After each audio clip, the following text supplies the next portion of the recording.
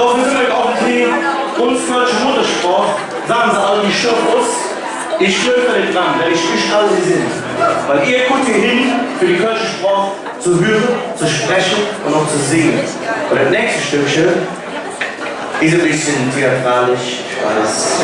Das heißt, ich habe die Angst und geht um unser Muttersprache. Einer nicht schweigen muss. Er muss ganz lesen. Da wird er von der Linie. Er gefüllt. Eine Alle. Okay.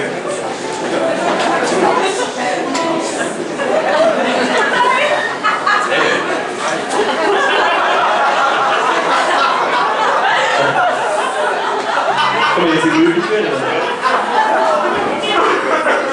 Okay, komm, weiter.